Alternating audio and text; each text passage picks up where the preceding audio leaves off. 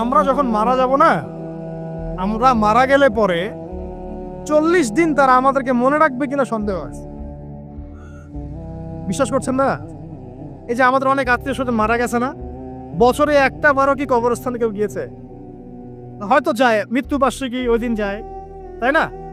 দেখেন আমরা কিন্তু আস্তে আস্তে ভুলে গিয়েছি তাদেরকে, আমরা ব্যস্ত হয়ে গেছি। ঠিক একইভাবে তারাও আমাদেরকে ভুলে যাবে। এই জন্যে আমি বারবার আপনাদেরকে মনে করে একটা কথা, আমার জীবন থেকে উপলব্ধি করি একটা কথা, যে একমাত্র আল্লাহ ছাড়া এই পৃথিবীতে এবং পরকালে আমাদের আপন বলে কেউ নাই। বাকি সবাই সবার স্বার্থের জন্য আছে। মানুষ মানুষের অবস্থানকেই মূল্যায়ন করে, মানুষ মানুষের অবস্থানকেই মূল্যায়ন করে। আল্লাহ রাব্বুল আলামিন আপনার ভিতরটাকে ভালোবাসে। দেখেন আপনি যখন নামাজ পড়েন নাই, আল্লাহ পাক কিন্তু আপনাকে ধ্বংস করে দেন নাই। আল্লাহ পরম করুণাময় আপনাকে হেদায়েত দিয়ে নামাজি বানিয়ে দিয়েছে। জীবনে অনেক পাপ করেছেন, ইনস্ট্যান্ট আল্লাহ পাক শাস্তি দিতে পারতেন, আল্লাহ পাক দেন নাই। আল্লাহ আপনাকে ভালোবাসেন, আল্লাহ আমাকে ভালোবাসেন। আল্লাহ পাকের এই ভালোবাসার ঋণটা শোধ করার জন্য হলেও নামাজি হয়ে যান, আল্লাহর পথে ফিরে আসেন, দিনের জন্য কিছু করেন, দিনের ফিকির করেন, পড়াশোনা করেন। প্রিয় ভাইরা, আল্লাহ পাক তৌফিক দান করুন। দেখুন, এই রিবা থেকে দূরে থাকার জন্য একটা হাদিস যথেষ্ট, যে 4 শ্রেণীর মানুষকে আল্লাহ রাসূল সাল্লাল্লাহু আলাইহি ওয়াসাল্লাম লাআনত করেছেন, অভিশাপ দিয়েছেন। ইনশাআল্লাহ আজকের লেকচার যাদের কানে যাবে, আমরা যদি না খেয়েও মরে যাই, আল্লাহ পাক না খেয়ে মারবেন না ইনশাআল্লাহ। রিজিক আছে, খাবো ইনশাআল্লাহ। কিন্তু হয়তো বা অভাব হবে, টাকা পয়সা একটু কম হতে পারে, অন্যের 10 তলা ফ্ল্যাট হবে, আমার হবে না, ঠিক আছে? অন্যের এত বিঘা বিঘা জমি আমার হয়তো হবে না, কিন্তু ইনশাআল্লাহ তাআলা এই যে দুনিয়ার মুসাফিরের জীবনটা, এটা মুসাফিরের জীবন না? মুসাফিরের জীবনটা কেটেই যাবে ইনশাআল্লাহ। কাটবে না? যে কোনো ভাবে কেটে তো যাবেই ইনশাআল্লাহ। এই যে পরকালের জীবনটা একটা চেতনার শক্তি, জানেন? দুনিয়াতে যত বাধা বিপত্তি আসুক, গাল মন্দ খান, গীবত তহমত খান, কষ্ট হোক, নির্যাতন হোক, একটা বিষয় মনের মধ্যে শান্তি দেয়। কি শান্তি? যে এই দুনিয়ার জীবনটা তো আর চিরস্থায়ী নয়, এটা তো আর সারা জীবন থাকবে না। ইনশাআল্লাহ এই অবস্থা আস্তে আস্তে পরিবর্তন হয়ে যাবে। ফাইন্না মাআল উসরি ইউসরা। পরকালে ইনশাআল্লাহ পাবো, দুনিয়াতে না পেলে কি হয়েছে, পরকালে পাবো ইনশাআল্লাহ। যুবক ভাই, এসব জেনা ছেড়ে দেন, আল্লাহ রাব্বুল আলামিন আপনার জন্য হুর রেখেছেন জান্নাত, ইনশাআল্লাহ পাবেন ইনশাআল্লাহ। এটা ছেড়ে দেন, সুদ ছেড়ে দেন, আল্লাহ পাক আপনার জন্য হাউজে কাউসার রাখছে ইনশাআল্লাহ, ঠিক আছে? অন্যায় পাপ ছেড়ে দেন, আল্লাহ রাব্বুল আলামিন আপনার জন্য জান্নাত রেডি করে রাখছে ইনশাআল্লাহ। এই দুনিয়ার জীবনটা ধোঁকা, একটা ছোট্ট জীবন, পুরা ধোঁকা, কিচ্ছু নাই এর মধ্যে। আমার কথা শোনেন, এই দুনিয়ার জীবনে কিছুই নাই। চারপাশে অনেক কিছু মনে হবে, আপনার বাড়ি আছে, গাড়ি আছে, স্ট্যাটাস আছে, টাকা পয়সা, প্রতিপত্তি সব আছে। আদতে আপনি একা, আদতে আপনাকে একাই কবরে যাওয়া লাগবে, একাই আল্লাহর সাথে হিসেব নিকেশ দিতে হবে। কেউ নাই সাথে, আমারও সাথে কেউ নাই। কিন্তু আপনি মনে করছেন যে সেলিব্রিটিজম বড়, আমি পলিটিক্যাল নেতা হয়েছি, আমাকে সবাই চেনে, আমি ইকোনমিক সেক্টরে লিড দেই, রাষ্ট্রকে লিড দেই, আমি ধর্মতাত্ত্বিক ক্ষেত্রে লিড দেই, আমাকে দেখলে মানুষ বাহবা দেয়, ইত্যাদি ইত্যাদি। দিন শেষে আমি একা, আপনিও একাই, আমাকেও একাই যেতে হবে, আপনাকেও একাই যেতে হবে। এগুলো সব চারপাশের খালি অন্ধ মোহ, আর কিচ্ছু না। তো এই মোহের মধ্যে ঢুকে পড়বেন না, আল্লাহ পাক তৌফিক এনায়েত করুন। নবী সাল্লাল্লাহু আলাইহি ওয়াসাল্লাম বারবার বলতেন, আল্লাহুম্মা ইন্নী আউযু বিকা মিন ফিতনাতিদ দুনিয়া, বলতেন না?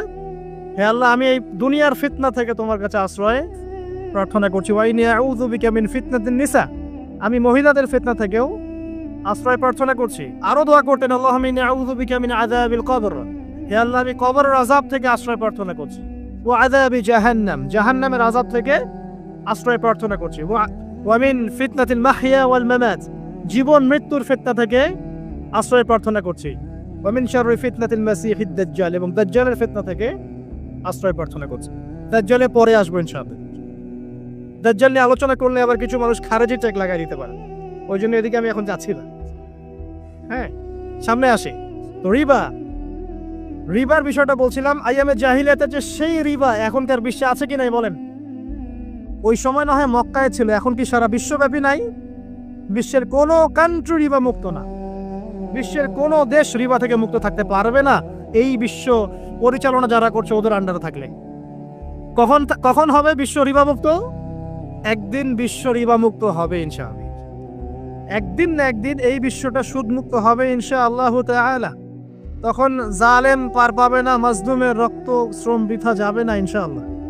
কবে কত বছর পর আমি জানি না, কিন্তু এতটুকু জানি যে মালহামার পরে যখন আল মাহদি আসবেন এবং তারপর যখন মাসিহুদ দাজ্জাল বের হবে এবং ঈসা ইবনে মারইয়ামকে আল্লাহ পাক নামিয়ে দিবেন, তার হাতে যখন দাজ্জাল নিহত হবে এবং জেরুজালেম থেকে যখন পুরো বিশ্ব শাসন করা হবে মুসলিমদের হাতে, তখন রিবা বলে কিচ্ছু থাকবে না পৃথিবীর ইনশাআল্লাহ।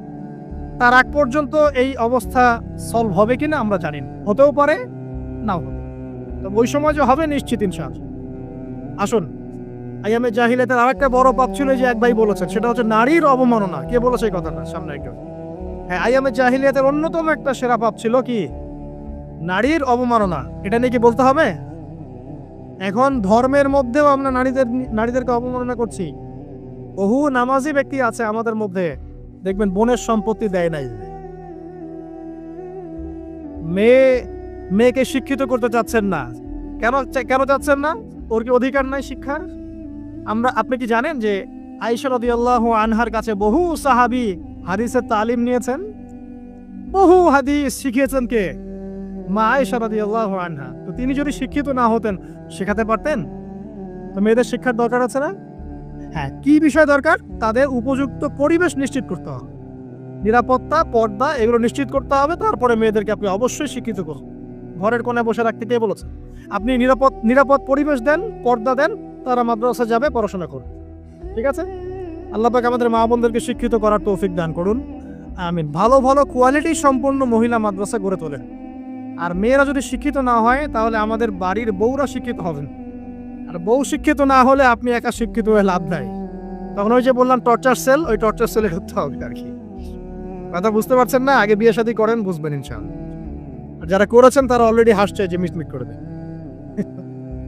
ঠিক আছে? আচ্ছা, সামনে আসেন। দেখেন মেয়েদের অবমাননা কিভাবে দেখাবে। সবচেয়ে বড় অবমাননা হচ্ছে ওদের দেহটাকে আমরা এখন পণ্য বানিয়েছি। এই যে পর্নোগ্রাফি দেখেন, এই মেয়েগুলোর ইজ্জতের কোনো দাম নাই। মানে তাদের দেহটাকে একটা ব্যবসার সামগ্রী বানানো হয়েছে।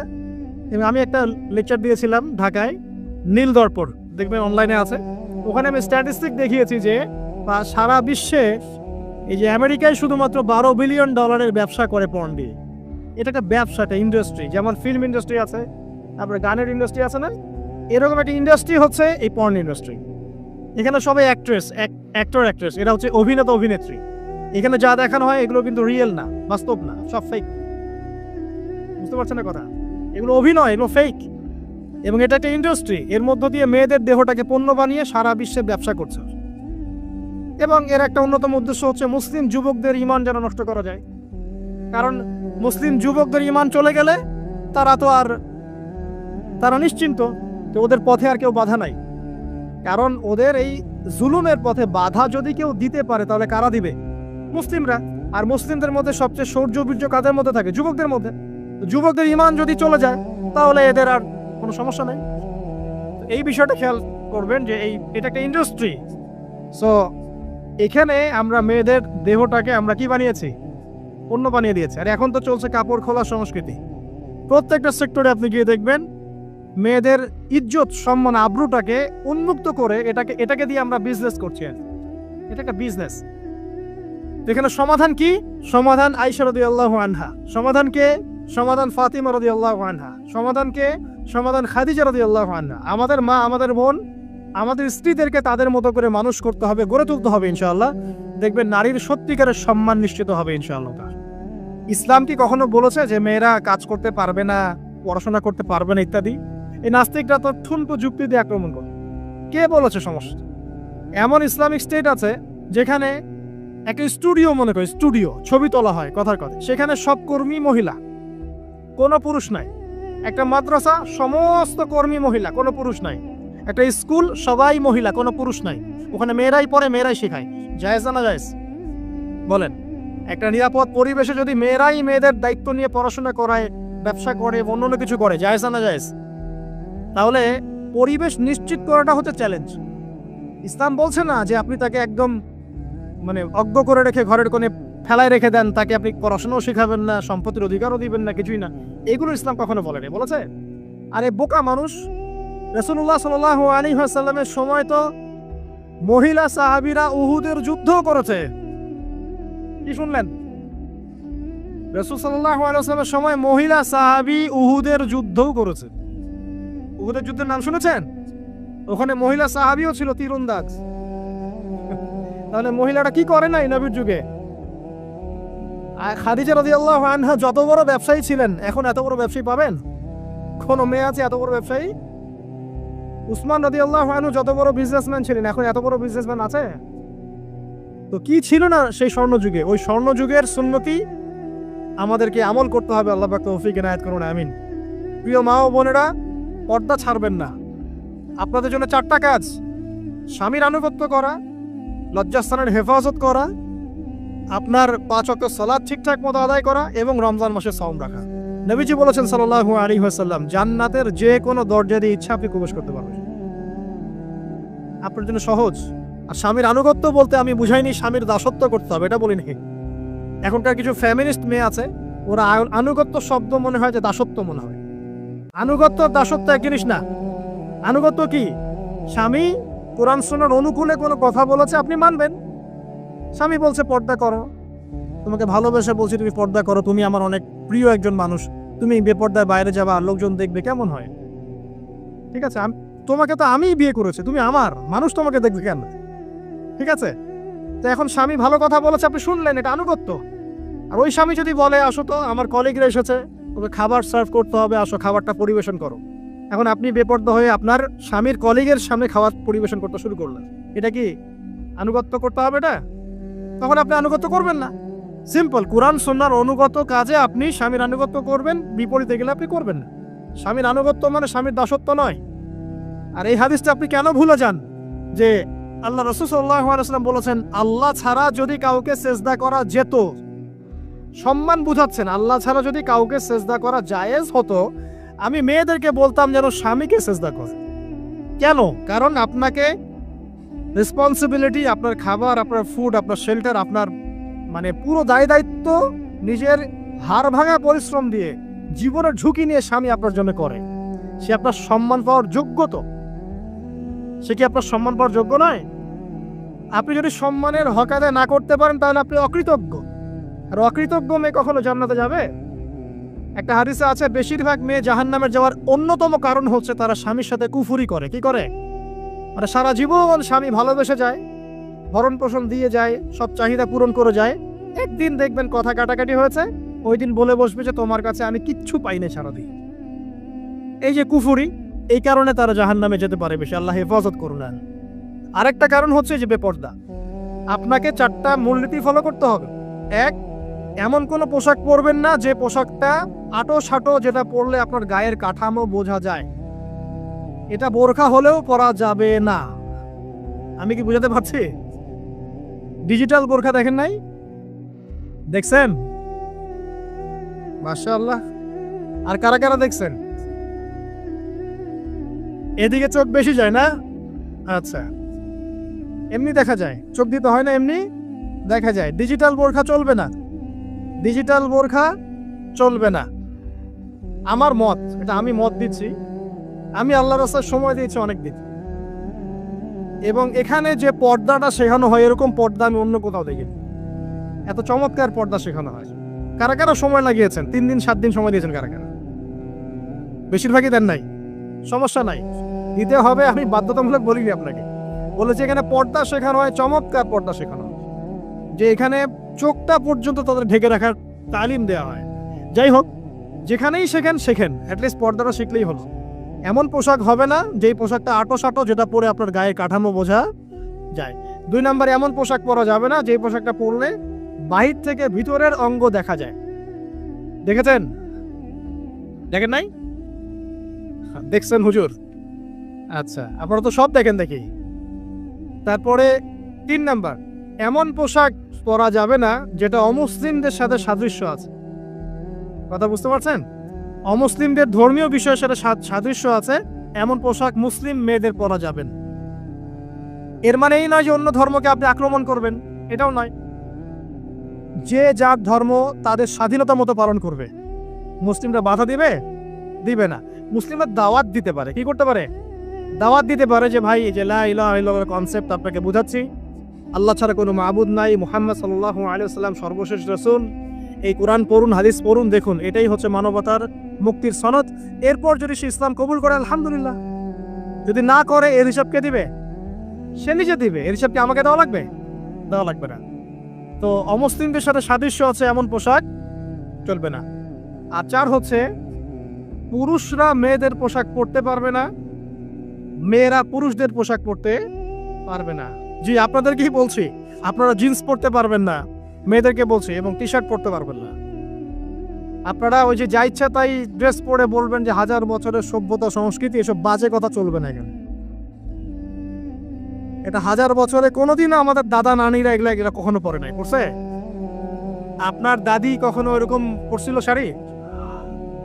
ওই যে বললো 1000 বছর থেকে পরে আসতেছে নাকি? সুবহানাল্লাহ। তো এখানে বিষয়টা হচ্ছে পুরুষ মেয়ের পোশাক পরতে পারবে না, মেয়ে পুরুষের পোশাক পরতে পারবে না। আমি খুব সংক্ষিপ্ত করে আপনাকে কোরআন সুন্নাহ থেকে 4টা মূলনীতি বলে দিলাম। এই 4টা মূলনীতি কোরআনেও আছে, হাদিসেও আছে। আসেন, এই যে নারীর অবমাননা, এই বিষয়টা আইয়ামে জাহিলিয়াতে যেমন ছিল, এখন দেখবেন আরো বড় পরিসরে এসেছে। আসলে এই যে ফ্যাশন শো, দেহের প্রদর্শনী, বিভিন্ন ফিল্মস দেখবেন, ফিল্ম ইন্ডাস্ট্রিজে দেখবেন, মিউজিকে দেখবেন, পর্নে দেখবেন, মেয়েদের দেহটাকে নিয়ে ব্যবসা করা হচ্ছে। আগে তো না হয় কন্যা সন্তান হলে জীবন্ত পুঁতে ফেলতো নাকি, এখন যদি গর্ভের বাচ্চা মেয়ে জানে অনেকে আগেই মেরে ফেলে। বুঝেন নাই মনে হয়? অনেকে যদি জানে যে গর্ভে মেয়ে সন্তান আছে আগেই মেরে ফেলে। এমন অনেক দেশ আছে, আমি নাম বলছি না দেশের সঙ্গত কারণে, যে সে দেশে এরকম মেয়ে সন্তানকে এই যে খালাস করে ফেলার, নষ্ট করে ফেলার, ভ্রূণ নষ্ট করার আলাদা ক্লিনিক আছে, আলাদা হসপিটাল আছে। বলে নাউজুবিল্লাহ। তো আসলে ওই 1450 বছর আগের মানুষটা বেশি বর্বর ছিল না আমরা বেশি বর্বর? এই অধিকারের কথা বলে বলে আমরা মেয়েদের দেহটাকে নিয়ে এখন মস্করা করছি, তামাশা করছি। সবচেয়ে সেরা অধিকার কোথায় পাবে? কোরআনে পাবে, হাদিসে পাবে, ইসলামে পাবে। তার পর্দা নিশ্চিত হবে, দেহ সেফ থাকবে, তার ইজ্জত নিশ্চিত হবে, ইজ্জত সেফ থাকবে, তার সম্মান সেফ থাকবে, তাকে রাজরানীর মতো স্বামী বাসায় রাখবে, কারণ সে হচ্ছে তার কাছে সবচেয়ে মূল্যবান প্রিয় বস্তু। শুধু তাই নয়, সম্পত্তির অধিকার তাকে দিতে হবে। একজন মেয়ে তার ভাইয়ের সম্পত্তি পাবে, তার বাবার সম্পত্তি পাবে, তার স্বামীর সম্পত্তি পাবে, সব দিক থেকে সে সম্পত্তি পাবে। আর একজন ছেলে কিন্তু সব দিক থেকে সম্পত্তি পাবে না। এই বিষয়গুলো যখন এক শ্রেণীর মানুষ বোঝে না, তখন ইসলামের বিরুদ্ধে অহেতুক প্রপাগান্ডা চালানো শুরু করে। সবচেয়ে সেরা সম্মান রক্ষার উদাহরণ দেয়া হয়েছে ইসলামে, কোরআনে এবং হাদিসে। এই কথাটা আপনাদের মা বোনদেরকে বুঝাবেন, তবে নম্রতার সাথে বুঝাবেন, কারণ উচ্চবাচ্য করলে তারা কথা শুনবে না। আর আল্লাহ রাসূল সাল্লাল্লাহু আলাইহি ওয়াসাল্লাম বলেছেন, কিছুটা বাঁকা হাড় দিয়ে তাদেরকে তৈরি করা হয়েছে। যদি আপনি শক্ত করে চাপ দিতে যান তাহলে ভেঙে যাবে, আর যদি আপনি ওই অবস্থায় ছেড়ে দেন তাহলে বাঁকাই থেকে যাবে। এখানে আপনাকে হিকমা অবলম্বন করতে হবে। আল্লাহ পাক তৌফিক দান করুন। একটা বিষয় বলছিলাম, ওই যে শিরকের পাপ এখন গ্লোবালাইজেশন হয়েছে না, ওই সুদের পাপ এখন গ্লোবালাইজেশন হয়েছে না। গ্লোবালাইজেশন বোঝেন? মানে বিশ্বায়ন, পুরো বিশ্বে ছড়িয়ে পড়েছে না। আর একটা হচ্ছে এই যে মেয়েদের অবমাননা, এটা সারা বিশ্বে ছড়িয়ে পড়ে নাই। আচ্ছা, আর দুটা বলবো, এরপর বলে আমি শেষের দিকে যাচ্ছি। আসে, একটা হচ্ছে মাদক। আইয়ামে জাহিলিয়াতের অন্যতম সেরা পাপ ছিল কি? মাদক। ওই যে বলছেন জাহিলি যুগ, কেন বলছেন জাহিলি যুগ? বিকজ ওইখানে মাদক খেত মানুষ বেশি। এখন বলেন, ওখানে না হয় মক্কায় মাদক খেত মানুষ, এখন সারা বিশ্বে মাদক ছড়িয়ে পড়ে নাই? বেশি না কম? এখন এই যে নতুন নতুন মাদক আসছে, ইয়াবা, আরো নাকি কি কি আসছে নতুন নতুন, আমরা নামও জানি না। এই যে গাজার নাম জানি, ফেন্সিডিলের নাম জানি, আর কি কি আছে, হিরোইন, বলেন আর দু একটা, আফিম, আর কি আছে? হ্যাঁ, রেন্ডি, সুবহানাল্লাহ, এই নামও কখনো শুনি নাই আমি। আচ্ছা শোনেন, বিষয়টা হচ্ছে, দেখুন এই বিষয়টা কি হালাল না হারাম? আচ্ছা, এটাকে যদি আমরা হালাল করে নেই তাহলে কি হবে? কুফরি হবে না শিরক হবে? শিরক কুফর দুটোই হচ্ছে। কিন্তু এখন মক্কার কিছু মানুষ মাদক খেয়েছে বুঝলাম, আল্লাহ রাব্বুল আলামিন ধাপে ধাপে এখান থেকে বের করেছেন। প্রথমে বলেছেন মদ খেয়ে নামাজের ধার কাছে যেও না। হ্যাঁ, তারপরে বলেছেন এই যে মাদকে কিছুটা উপকার আছে কিন্তু বেশি ক্ষতি। তারপর বলেছেন খেয়ে নামাজের কাছে যেও না। তারপর ধাপে ধাপে শেষের দিকে এসে আল্লাহ পাক বলেছেন যে এটাকে ছেড়ে দাও। সূরা মাইদায় পড়ে দেখেন এটা শয়তানের কাজ। তখন সাহাবায়ে কেরাম রাদিয়াল্লাহু আনহুম পুরোপুরি মাদক থেকে নিজেদেরকে মুক্ত করলেন। এরপরে কি কখনো তারা মাদক ছুঁয়েও দেখেছেন? বরং মাদক দ্রব্য সেবন করলে 40টা লাঠি বেত্রাঘাত করতে হয় ইসলামিক শাস্তি। কয়টা লাঠি? আর উমর রাদিয়াল্লাহু আনহুর সময়ে 40 লাঠিকে বাড়িয়ে 80 লাঠি করা হয়েছিল। কত লাঠি? 80 লাঠি। কিন্তু আরো একটা পাপের শাস্তি আছে, বলবো? অপবাদ, এখন যেটা বেশি দেওয়া হয়, অপবাদ, মিথ্যা অপবাদ, সতী সাধী নারীর উপরে মিথ্যা অপবাদ, এর শাস্তি হচ্ছে 80 লাঠি। আবার 100 লাঠির শাস্তি আছে, 100 লাঠি। এটা কিসের জানেন? জিনা, জিনা। এই যে যারা করছেন এর শাস্তি হচ্ছে 100 লাঠি, তাও জনসম্মুখে দিতে হবে, গোপনে না। আর 1 বছরের জন্য এলাকা ছাড়া করতে হবে।